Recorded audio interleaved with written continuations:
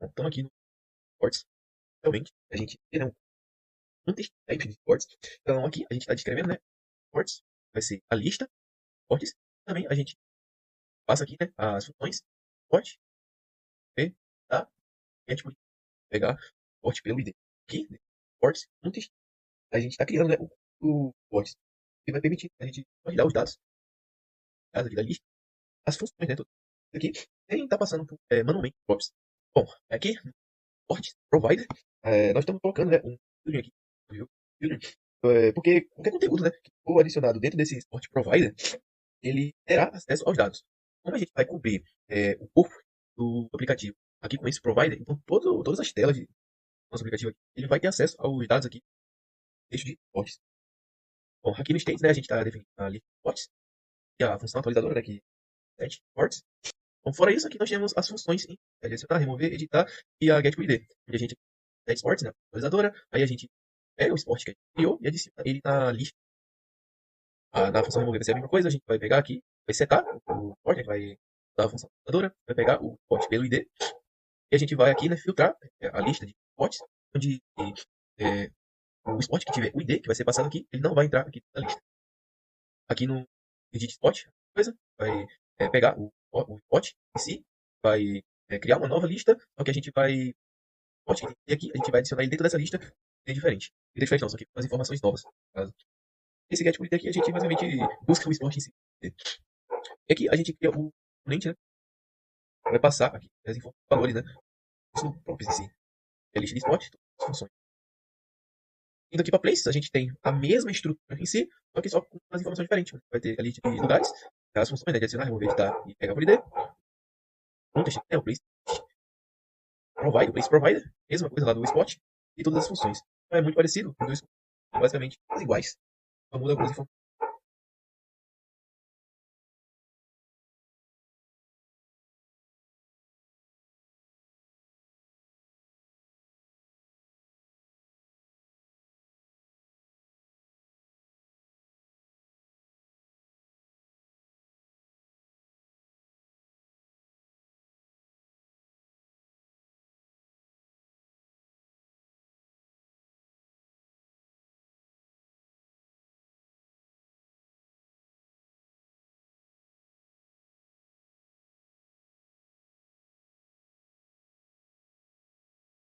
Bom, deixa de vários métodos, né?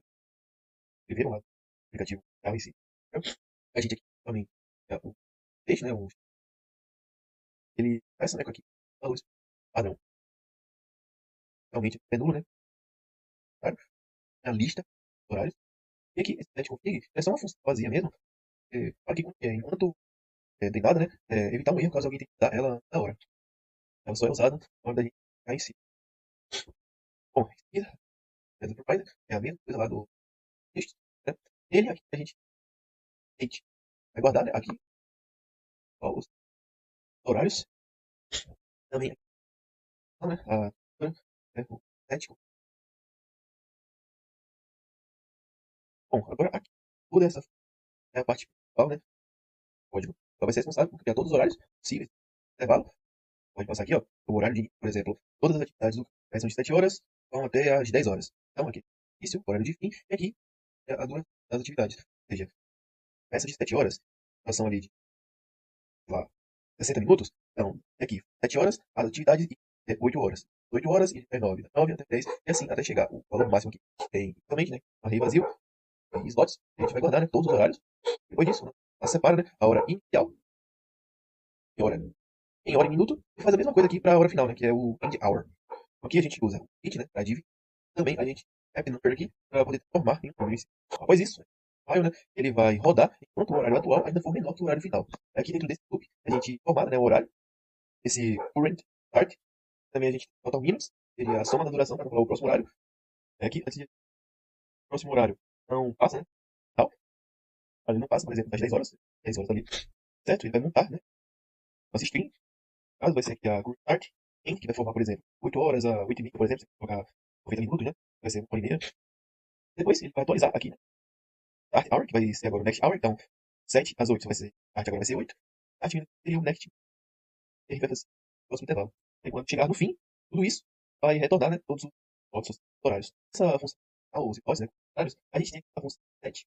Ela vai ser responsável aqui, né, por atualizar tudo, basicamente. Então, alguém chama ela, passando a hora inicial e a hora final, além da duração, né, que é o que a gente passa lá na tela de cadastro de horários, ela vai usar, né, a função create, plot, vai criar todos os horários e depois salvar isso no estado da lista lá de horários. E aí a gente tem uma coisa lá dos outros, nosso contexto, a gente passa aqui no provider e nele a gente passa aqui valores, né, vai ser o objeto, né, do config, né, de config.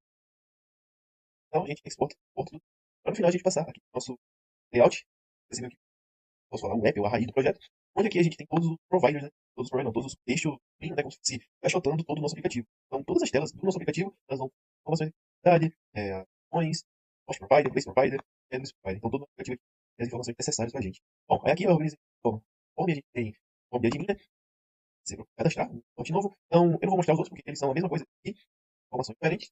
Então, aqui no cadastro de esporte, a gente vai importar, né, toda a interface do esporte, vai importar aqui o texto, que vai navegar entre as telas, o ID que a gente passa aqui para a gente poder editar, né?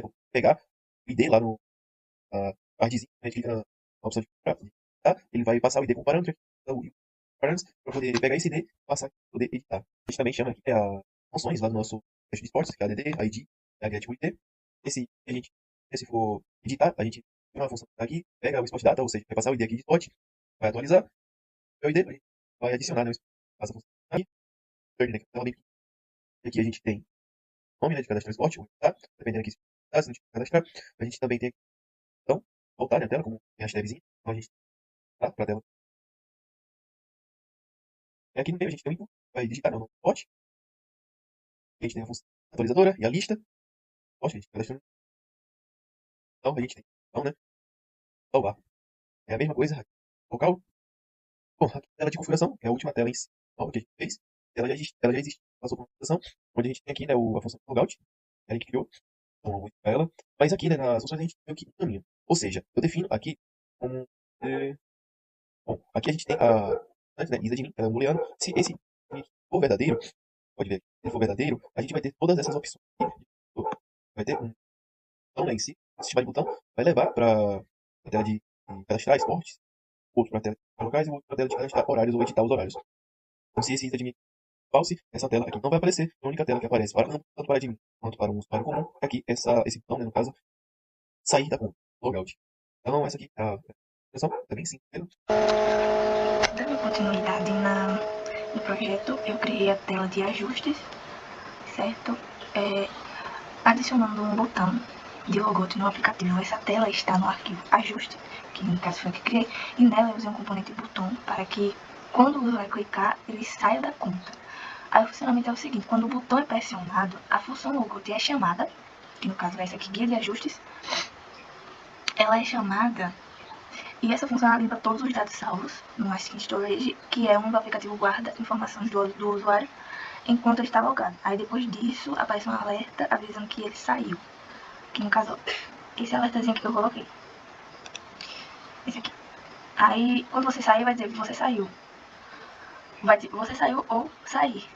E se der erro, vai aparecer erro ao sair ou não foi você fazer o logout.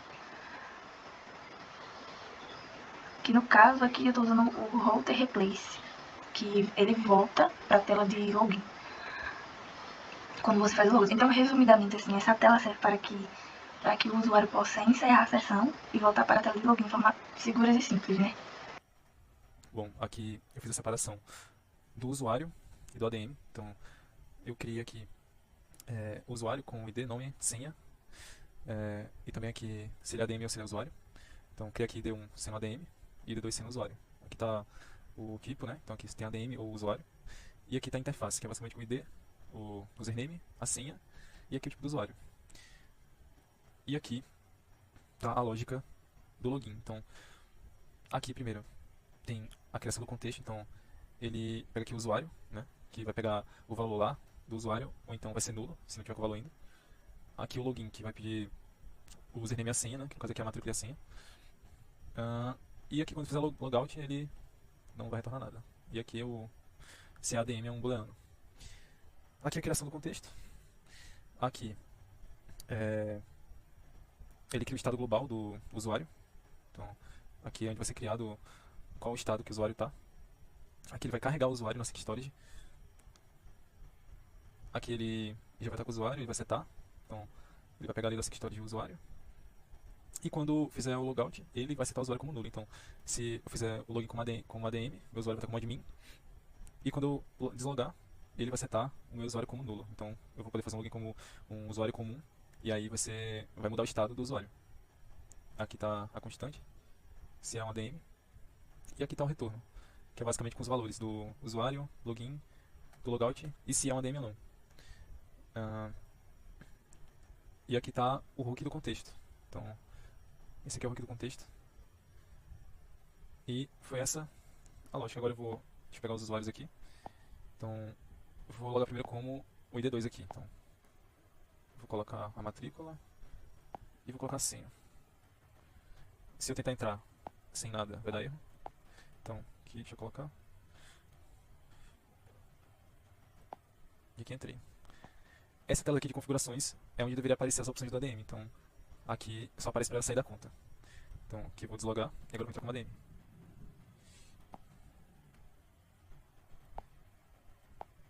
E agora aqui, entrando, eu tenho as opções de ADM. Então, aqui eu posso criar um novo esporte, eu posso criar um novo local.